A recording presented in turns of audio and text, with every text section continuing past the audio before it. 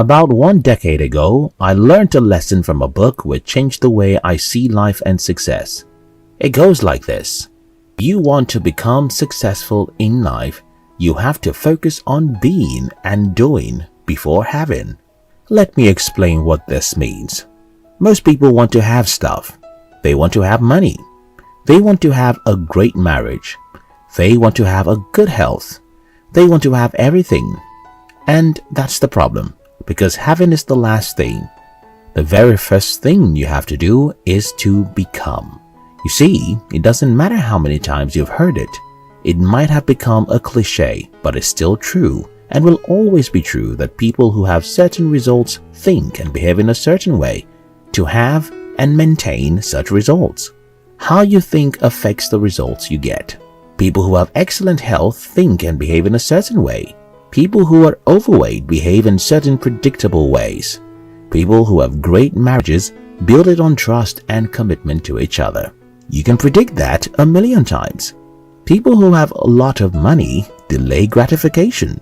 You can be sure that's true for a million years. So it's safe to say, what we are is what we have. That's why Aristotle said, we are what we repeatedly do. Today I'm going to share with you a few habits that changed my life. I hope they will change yours too. If you're new here, don't forget to subscribe so you won't miss other interesting videos like this. 1. Worship your morning. The 34th United States President General Dwight D. Eisenhower's philosophy is that a man who doesn't finish half of his day's duties by 10 a.m. has lost the day. Since when I was young, I have always cherished or even worshipped my mornings. I'm writing the script for this video some minutes to 6 in the morning. I've been up before 3 a.m. today. Before most people start their day, I would have finished 80% of what I have to do today. If you start honoring your morning, your life will change. The reason why cherishing your morning will change your life is because hours in the day are not the same. 7 a.m. isn't the same as 7 p.m. Your brain is at full capacity after a night of rest. But as we get into the afternoon, we're faced with a million physical and emotional distractions that affect our productivity and even our ability to think. For example, nobody calls you by 5 a.m. to say hello, and since the world around you is silent, you can do great work. One simple rule that can help you is to never consume news or social media at the early hour of the morning. Do something worthwhile in the morning. Do your most important work before 10 a.m. Worship your mornings, and your life will change. 2. Postpone pleasure. I know how to enjoy life. I have a good or even high taste. I love luxury or good things, but I'm different from most people in the sense that I can postpone pleasure. I sacrificed all my 20s. I didn't live a normal life. I never bought anything fashionable. I never spent time to enjoy at any moment. Instead, I did some of the most difficult things. I went after my dreams and shut my eyes to the pictures of my friends on social media. Most people want to eat their cakes and still have it.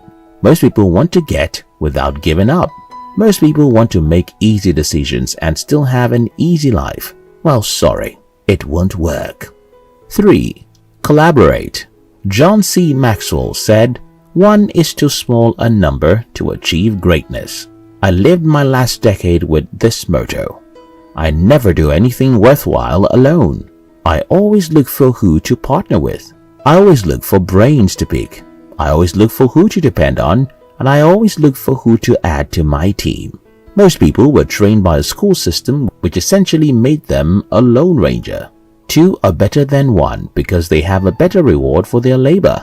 That is what my Bible tells me in Ecclesiastes 4:9. Let me tell you why you can't succeed alone. You are too small. You're also limited, and you have too little time. Having the habit of curiously searching for partnership and collaboration means that you're looking for people who have strengths to cover your weaknesses. It means you're looking for people who know what you don't. It means you're looking for ways to multiply your strengths and time. Again, the Bible says one will chase 1,000 and two will put 10,000 to flight. 3 people working together will achieve more than 5 people working individually. It's the simple truth. 4. Spend time alone. I know people who wake up 5 a.m. every day, hurriedly have their bath, and commute to work via public transport. They report to a noisy office, close from work, and return home late to watch a few minutes of TV, go to bed to resume the same cycle the following day. That is a busy, wasteful life. If you don't spend time with yourself, how are you going to know who you are? If you don't spend time to assess your life, how can you be sure you're living? Plato said, and I quote, "Unexamined life is not worth living. Show me a man who is always busy, and I will show you a man who is too busy." Even if it's going to be a few minutes every day, spend time to think and examine your life. If possible, live and work in an environment where there's no noise, because creativity hates noisy, and you can't be successful in any field except you are creative. 5. Sleep well. I admit I started this video stating that I wake up 3 a.m. and that you should cherish your morning. But what do I mean by sleeping well? Well, here is how it makes sense. Your brain is by far the most valuable asset you will ever have. For that powerful machine to function well, you need a good sleep. Don't be deceived by people who claim to sleep only 4 hours per night and are still hard-working. They are not hard-working, unless they have a few hours of nap during the day. Winston Churchill was one of the most significant figures of World War II. He knew he had to be active almost all day, but he also understood the importance of good sleep to his brain. So, Churchill demanded that people around him allow him to have 2 hours of nap every day, excluding night sleep. Albert Einstein is considered one of the greatest scientists of all time. Well, this is one of his secrets.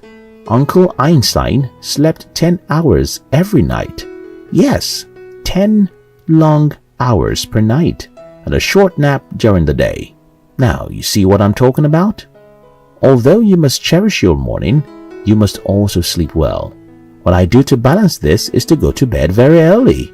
By 8 p.m. last night, I was already on my bed.